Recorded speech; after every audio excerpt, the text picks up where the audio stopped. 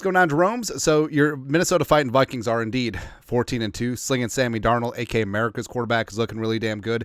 And everything comes down to Week 18 at Detroit, Sunday Night Football. Wait, that's Monday Night Football. Doesn't matter. But 14-2 Vikings against the currently 13-2 Lions. Their Monday night game against the 49ers means nothing. Also, the Packers. Packers are currently the 7th seed in the NFC, and they would be on the road if the season ended today at Philly. What would you root for? Asteroid. Don't know. But the Vikings are indeed 14-2, and here are 10 truths about your squadron right now. Number one, Kevin O'Connell's Coach of the Year. And it doesn't even matter what happens on Sunday, but Sunday should and could seal it. When the Vikings win the NFC North, they get the 1 seed at 15-2.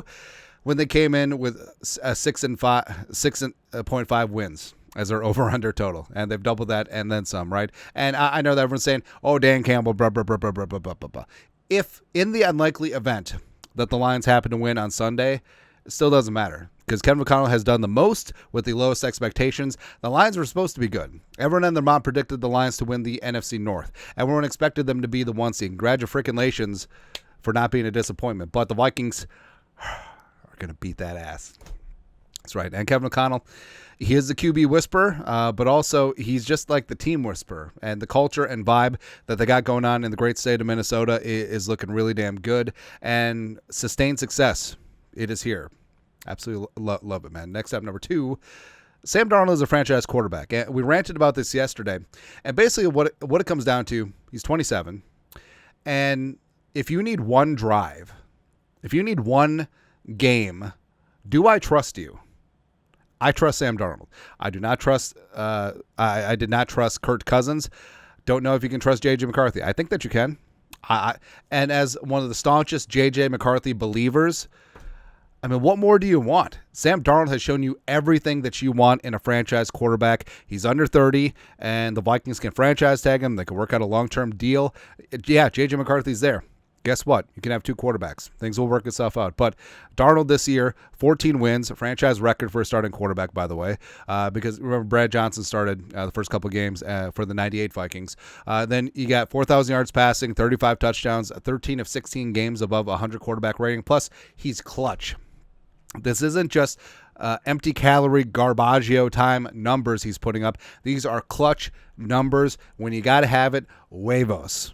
Absolute huevos. 5 game-winning drives, 4th quarter comebacks this season, and you trust him. And you see the chemistry that he's built up with Justin Jefferson, right? So before it was just like force, especially Jacksonville and the Indianapolis games. But now everything is grooving. Either you feed Jefferson or Addison, Hockinson, Jalen Speedy Naylor are going to eat.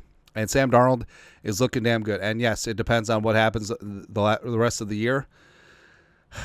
Got a good feeling right now about 1-4. Next up, 13, number 3. Justin Franklin Jefferson, Jalen Speedy Naylor, and Jordan Addison. They're the best wide receiver trio in the league. They really are. And Jefferson Addison, best duo, even though a lot of people will say Chase and Higgins. Can't really argue that. But Jefferson this year, 100 catches, almost 1,500 yards receiving, 10 touchdowns.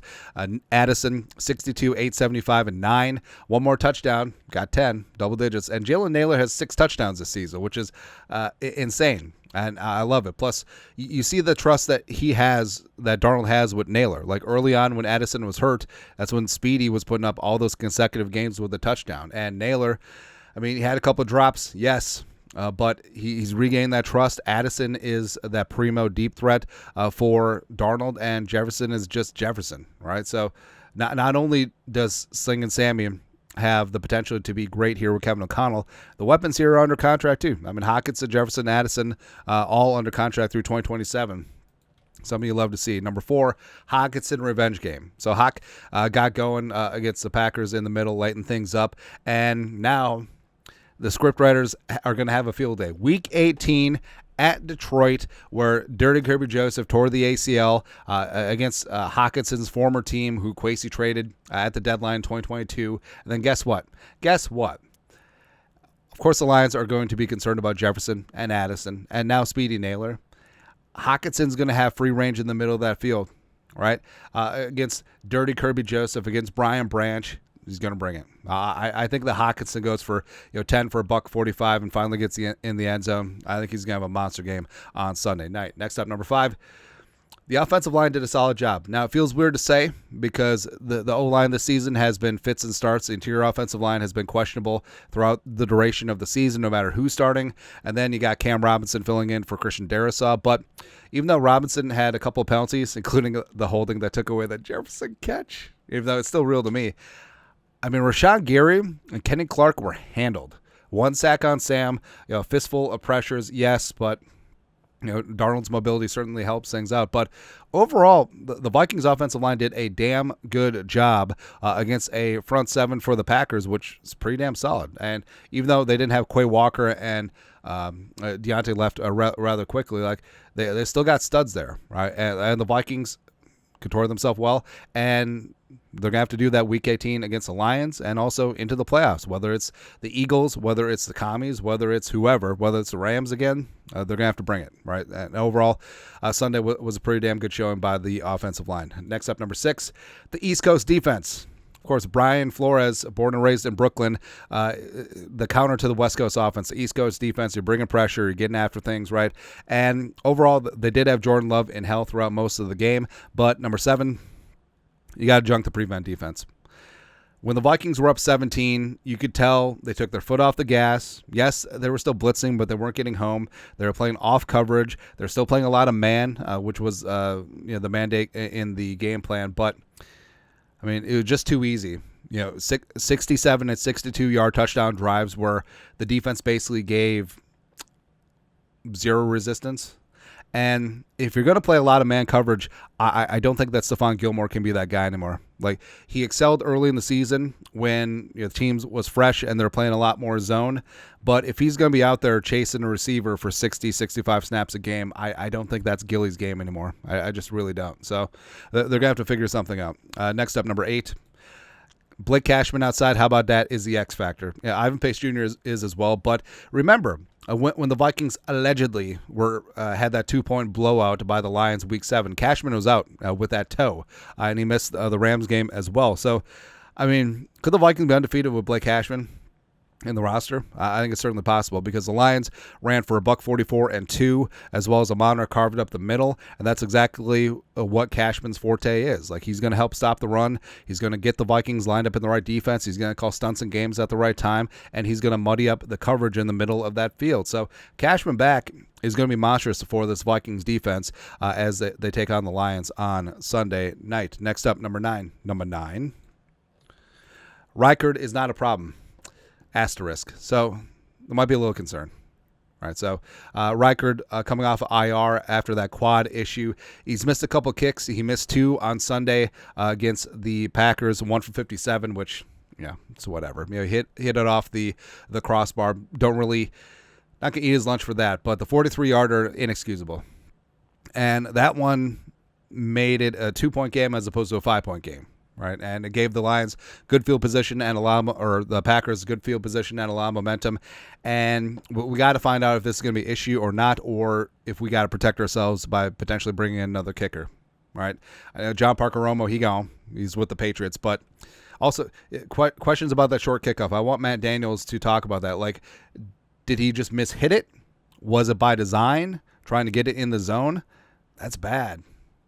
Give the Packers the ball at the 40. It's no bueno, man. But either way, Reichard has earned the benefit of the doubt, so hopefully he can fix things. But, of course, it wouldn't be Vikings football unless you had kicking questions heading into the playoffs, which would be great. Lastly, number 10, this team can win the Super Bowl. And I know that you're going to say we're the overly positive, drinking the purple Kool-Aid pie in the sky channel, which is fair, but this team can legitimately win the Super Bowl. Who out there scares you? All right. Oh, the Bills. Oh, the Chiefs. Oh, the Ravens. Yeah, well, guess what? If we see them, we'll see them in the Super Bowl, and we got to play one of them, right? NFC, Eagles, whatever. Lions, bring it. The Commies, the Rams, no, absolutely not. So this team can win the Super Bowl, and then guess what? 4 more wins is what you need. 1 win against the Lions, you secure home field advantage. Everything runs through U.S. Bank Stadium. That crowd is loud and proud, and they're not going to sell their tickets to 49ers fans. Win the divisional round game. Win the NFC title game, which, like we said, Bring in Randy Moss down the Gallahorn. Then go down to Nowlands against the Bills, against the Steelers. Well, not Steelers. Against the Ravens, against the Chiefs. I do not care in the slightest. Exorcise the demons. Go down there, whip somebody's ass, hoist that Jerome Barty. We'll worry about Darnold's money later, and we'll go from there. Right? This team can win the Super Bowl. At a certain point, you got to stop being such sad sack, negative Nancy's, and believe. All right? I understand you don't want to get your hopes up because this team has let you down, but what are you going to do? Well, I hope I'm wrong all the way to the Super Bowl. Then they win the Super Bowl. It's like, yay. No, that's no way to live. You got to believe. Now, you don't have to stick out your chest and thump it. You're like a lot of Lions fans who randomly go to nondescript YouTube channels for the other teams, for fans of the other teams, which is ridiculous. But you can feel okay about this team. You can feel okay about this defense's ability to get after the quarterback's ass, even though they give up long touchdown drives, which made this game close. You can believe in slinging Sam Darnold. Hey, if we need a drive, we need to play, guess what? You got Jefferson, you got Addison, you got Hockinson, you got Aaron Jones, you got Jalen Speedy Naylor. What do you need? What more? Oh, you got C.J. Ham and got Cam Akers. What more do you need? And also you can trust Kevin O'Connell, because guess what? If by some way this isn't the year, guess what? We're going to be back over and over and over again, because we're going to have a high-level quarterback play. If Flores sticks around, or even if Flores leaves, if he gets a head coaching job, God bless. This defense is going to be tough. It's going to be aggressive. And as long as you got Justin Jefferson and high-level quarterback play, you're going to have a puncher's chance. You always will. That's right. Hey, Silver, do you agree? Say meow. Meow. She agrees. That's right, baby.